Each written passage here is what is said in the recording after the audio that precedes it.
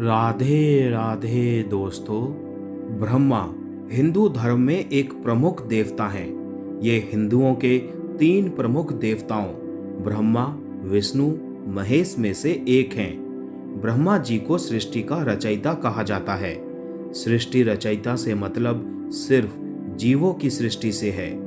तीनों देवताओं में ब्रह्मा जी का चित्रण प्रथम और सबसे वृद्ध देवता के रूप में किया जाता है। बहुत से लोग ब्रह्मा और सरस्वती की कहानी को सारा और अब्राहम से जोड़कर देखते हैं। राजा मनु की कहानी को नूह से जोड़कर देखते हैं और आदम की कहानी को स्वयंभू मनु से जोड़कर देखते हैं। हालांकि इसमें कितनी सच्चाई है ये हम नहीं जानते। खैर, अक्सर देवता और दैत्य प्रतिद्वंदिता के चलते अपनी शक्तियों को बढ़ाने के लिए ब्रह्मा जी की तपस्या करके उनसे अजर अमर होने का वरदान प्राप्त करते रहते हैं। इसके अलावा भी सामान्य मनुष्यों ने भी ब्रह्मा जी की तपस्या करके वरदान हासिल किए हैं।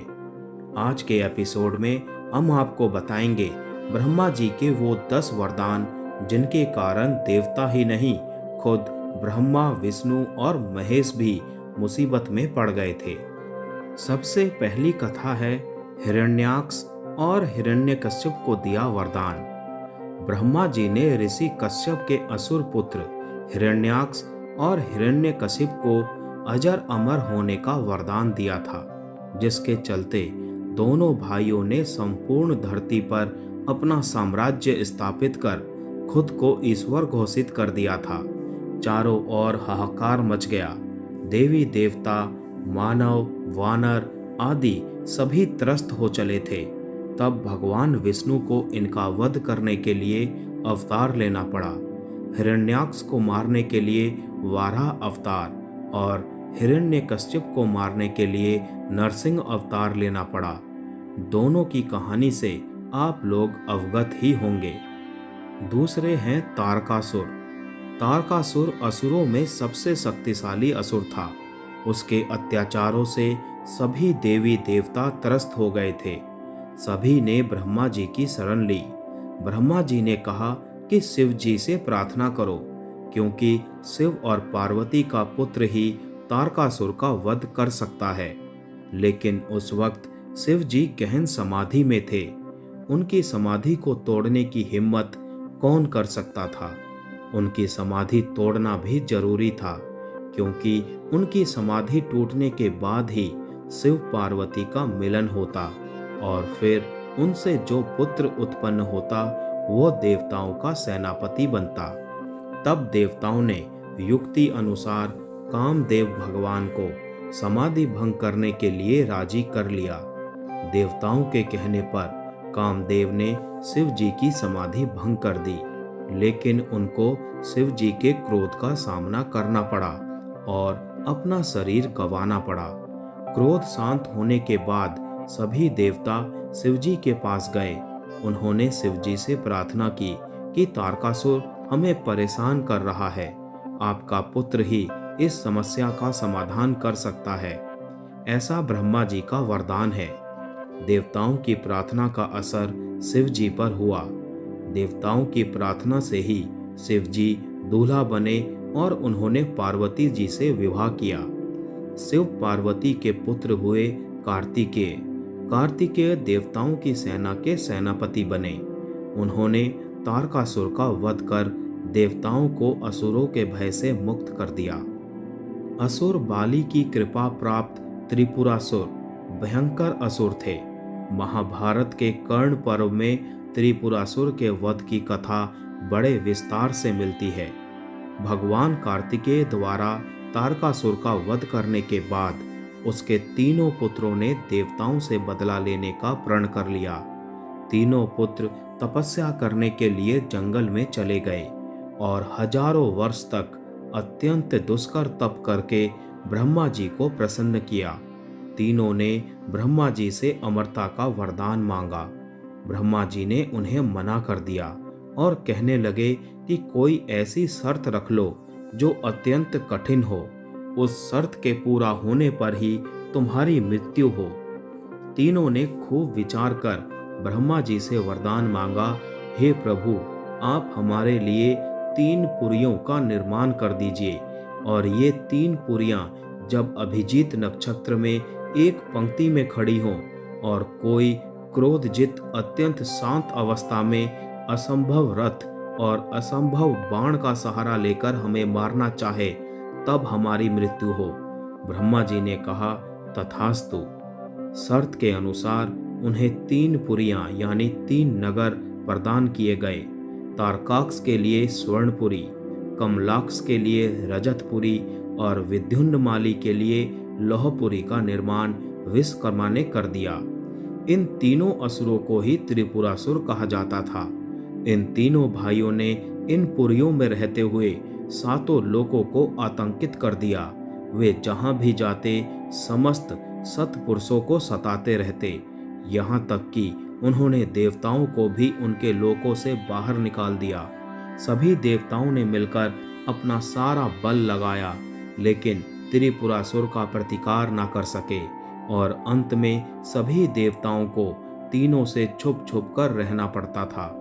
अंत में सभी को भगवान शिव की शरण में जाना पड़ा। भगवान शंकर ने कहा, सब मिलके प्रयास क्यों नहीं करते? देवताओं ने कहा, ये हम करके देख चुके हैं। तब शिवजी ने कहा, मैं अपना आधा बल तुम्हें देता हूँ और फिर तुम प्रयास करके देखो। लेकिन संपूर्ण देवता सदाशिव के आधे बल को संभालने में असमर्थ रहे।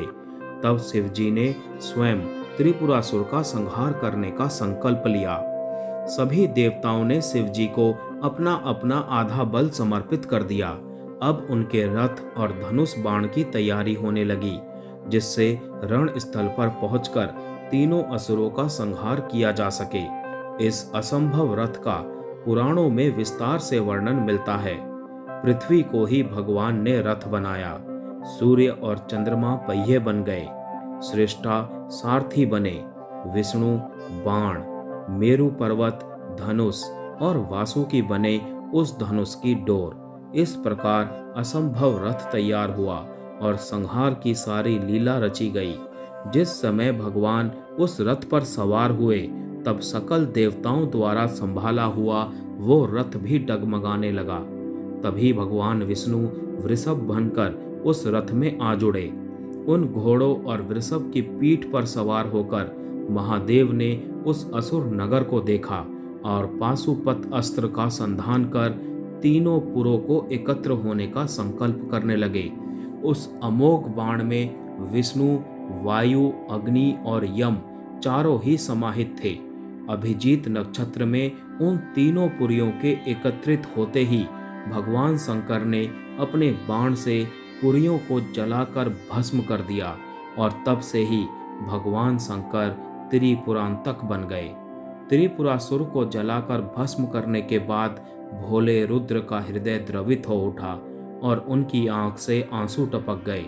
आंसू जहां जहां गिरे वहां रुद्राक्ष का वृक्ष उग आया। रुद्र का अर्थ शिव और अक्ष का अर्थ आंख अथवा आत्मा है। असुर सम्राट रंभ और उसके भाई करंभ ने अग्नि और वरुण देव को प्रसन्न कर उनसे वरदान प्राप्त किया था। जहां अग्निदेव को प्रसन्न करने के लिए असुर रंभ ने आग के छल्ले में बैठकर कठोर तप किया था, वहीं करंभ ने जल के भीतर रहकर वरुण देव के लिए तपस्या की थी। अंत में इंद्रदेव ने मगरमच्छ का रूप लेकर करंभ का वध किया था, और बाद में इंद्र के व्रज के वार से रंभ की मृत्यु हुई थी। पानी में रहने वाली भैंस और असुर सम्राट रंभ की संतान महिषासुर ने भी घोर तपस्या की। रंभासुर का पुत्र था महिषासुर, जो अत्यंत शक्तिशाली था। उसने अमर होने की इच्छा से ब्रह्मा जी को प्रसन्न करने के लिए बड़ी कठिन तपस्या की। ब्रह्मा जी उसके तप से प्रसन्न हुए। वे हंस पर बैठकर महिषासुर के निकट आए और बोले, वत्स उठो, इच्छानुसार वर मांगो। महिषासुर ने उनसे अमर होने का वर मांगा। ब्रह्मा जी ने कहा, वत्स, एक मृत्यु को छोड़कर जो कुछ भी चाहो मैं तुम्हें प्रदान कर सकता हूँ, क्योंकि जन्मे हुए प्राणी का मरना तय होता है। महिषासुर ने बहुत सोचा और फिर कहा, ठीक है प्रभु, देवता, असुर और मानव किसी से मेरी मृत्यु ना हो। किसी स्त्री के हाथ से मेरी मृत्यु निश्चित करने की कृपा करें। ब्रह्मा जी एव मस्तु एव कहकर अपने लोक चले गए। वर प्राप्त करके लौटने के बाद महिषासुर समस्त दैत्यों का राजा बन गया। उसने दैत्यों की विशाल सेना का गठन कर पाताल और मृत्यु लोक पर आक्रमण कर समस्त को अपने अधीन कर लिया। फिर उसने देवताओं के इंद्रलोक पर आक्रमण किया। इस युद्ध में भगवान विष्णु और शिव जी ने भी देवताओं का साथ दिया, लेकिन महिषासुर के हाथों सभी को पराजय का सामना करना पड़ा और देवलोक पर भी महिषासुर का अधिकार हो गया। वो त्रिलोकाधिपति बन गया। भगवान विष्णु ने सभी देवताओं के साथ मिलकर सबकी आदि कारण भगवती महाशक्ति की आराधना की। सभी देवताओं के शरीर से एक दिव्य तेज निकलकर एक परम सुंदरी स्त्री के रूप में प्रकट हुआ। हिमवान ने भगवती की सवारी के लिए सिंह दिया तथा सभी देवताओं ने अपने अपने अस्त्र शस्त्र महामाया की सेवा में प्रस्तुत किए। भगवती ने देवताओं पर प्रसन्न होकर उन्हें शीघ्र ही महिषासुर के भय से मुक्त करने का आश्वासन दिया। भगवती दुर्गा हिमालय पर पहुंची और अट्टहास पूर्वक घोर गर्जना की। महिषासुर के असुरों के साथ उनका भयंकर युद्ध छिड़ गया। एक एक करके महिषासुर के सभी सेनानी मारे गए। फिर विवश होकर महिषासुर को भी देवी के साथ युद्ध करना पड़ा। महिषासुर ने नाना प्रकार के मायावी रूप बनाकर देवी को छल से मारने का प्रयास किया, लेकिन अंत में मां भगवती ने अपने चक्र से महिषासुर का मस्तक काट दिया। रक्त बीज का नाम तो आप सभी ने सुना ही होगा। वो बड़ा ही भयानक असुर था। भूमि पर उसके रक्त की एक भी बूंद गिरती तो उस रक्त से उसी के समान एक और राक्षस पैदा हो जाता। इस तरह युद्ध में उसकी जब हजारों बूंदें गिरी तो हजारों राक्षस पैदा होकर हाहाकार मचाने लगे। ये भयानक मंजर देखकर देवता भी घबराने लगे। सभी सोच में पड़ गए कि इसको कैसे मारा जाए। ये रक्त बीज दरअसल अपने पूर्व जन्म में असुर सम्राट रंभ था, जिसको इंद्र ने तपस्या करते वक्त धोखे से मार दिया था। रक्त बीज के रूप में उसने फिर से घोर तपस्या की और ये वरदान प्राप्त किया कि उसके शरीर की एक भी बूंद अगर धरती पर गिरती है तो उससे एक और रक्त बीज उत्पन्न होगा। अंत में महादेव के कहने पर माता काली ने रक्त बीज का वध किया था। शक्ति की अवतार मां काली ने रक्त बीज का सर काटकर उसके रक्त का पान किया ताकि उसके शरीर की एक भी बूंद धरती का स्पर्श ना कर सके। एक दिन कुबेर अपने पिता ऋषि विश्वेश्वरवा से मिलने आश्रम पहुंचे। तब कैकसी ने कुबेर के वैभव को देखकर अपने पुत्रों रावण, कुंभकर्ण और विभीषण से कहा कि तुम्हें भी अपने भाई के समान वैभवशाली बनना चाहिए। इसके लिए तुम भगवान ब्रह्मा की तपस्या करो। माता की आज्ञा मान तीनों पुत्र भगवान ब्रह्मा के तप के लिए निकल गए। विभीषण पहले से ही धर्मात्मा थे। उन्होंने 5000 वर्ष एक पैर पर खड़े होकर कठोर तप करके देवताओं से आशीर्वाद प्राप्त किया। इसके बाद 5000 वर्ष अपना मस्तक और हाथ ऊपर रखकर तप किया, जिससे भगवान ब्रह्मा प्रसन्न हुए। विभीषण ने भगवान से असीम भक्ति का वर मांगा। विभीषण श्री राम के भक्त बने और आज भी वे अजर अमर हैं। कुंभकर्ण ने इंद्र पद की अभिलाषा से अपनी इंद्रियों को वश में रखकर 10,000 वर्षों तक कठोर तप किया।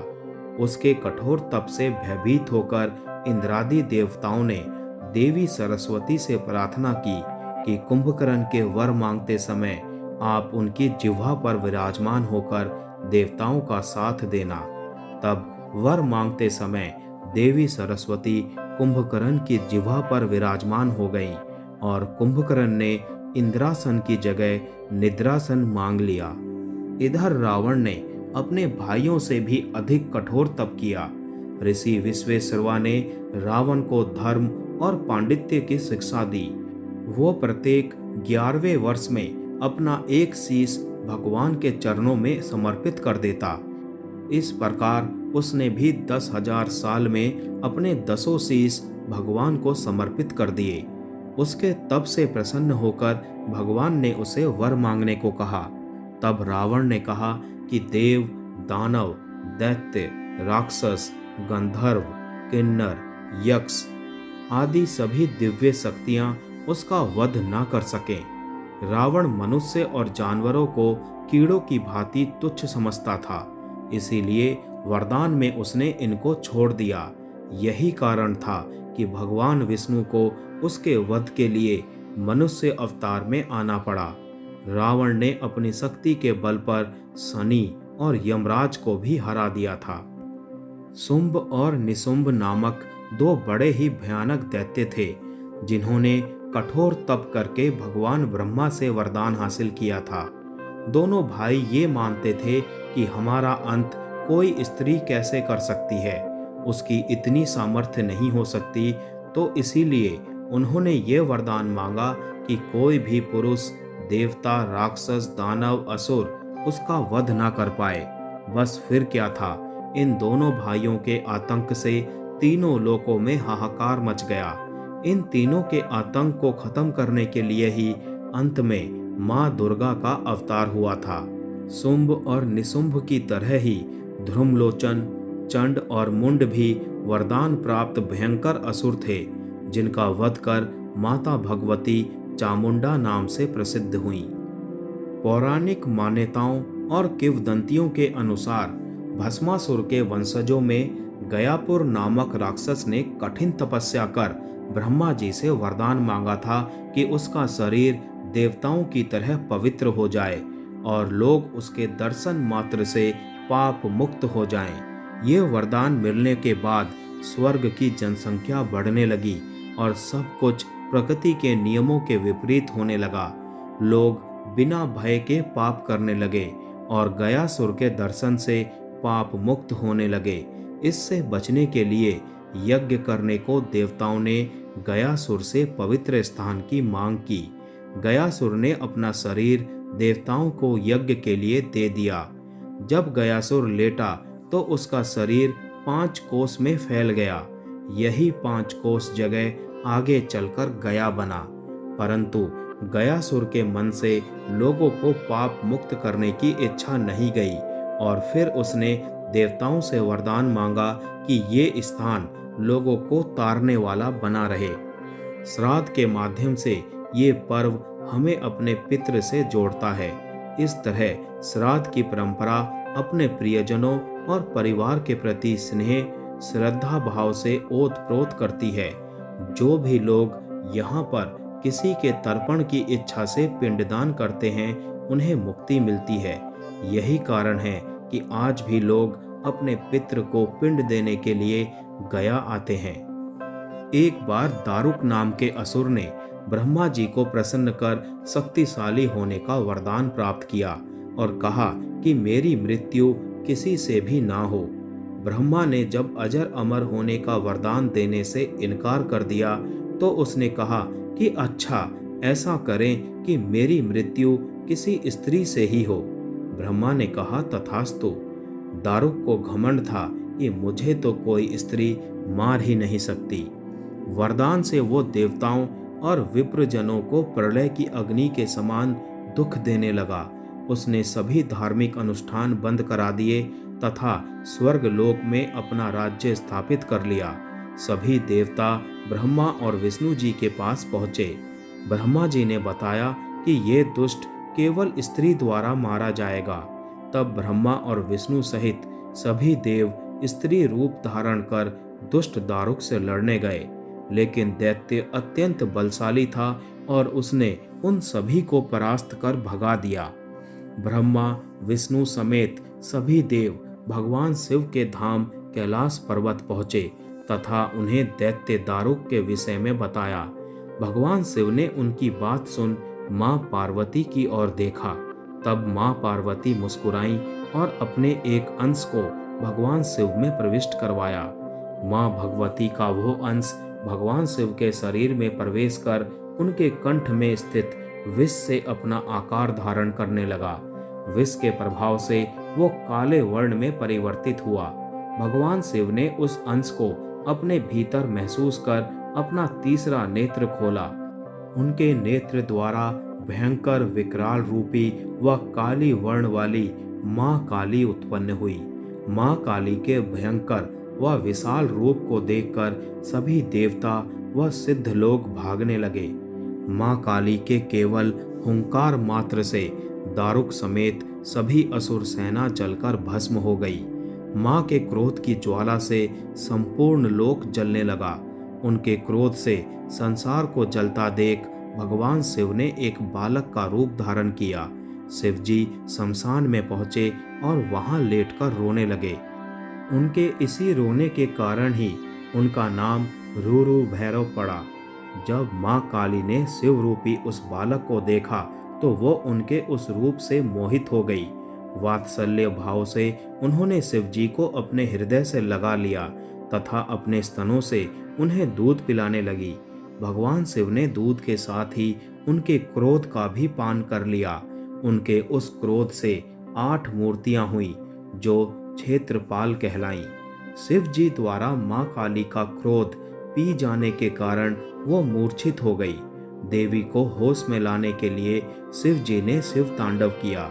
होश में आने पर माँ काली ने जब शिव जी को नृत्य करते देखा तो वो भी नाचने लगी, जिस कारण उन्हें योगिनी कहा गया। जय श्री कृष्ण।